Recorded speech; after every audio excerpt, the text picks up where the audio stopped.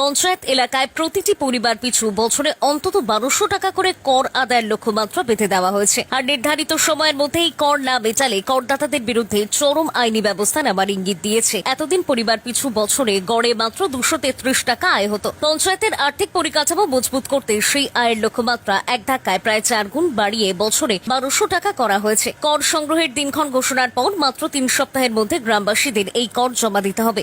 সময় মতো কর জমা না দিলে চরম শাস্তি হতে পারে আপনার। 15 দিন সময়, তারপরই কড়া অ্যাকশন নেবে সরকার। পঞ্চায়েতের ট্যাক্স না দিলে নাম উঠবে লাল তালিকায়।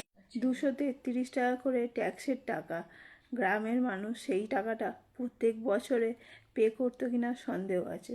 হয়তো দেখা গেল 2-3 বছরের পরে একবার গিয়ে পে করে দিয়ে আসলো, কিন্তু এখন সেই টাকাটা 233 টাকা হয়ে গেল 1200 টাকা।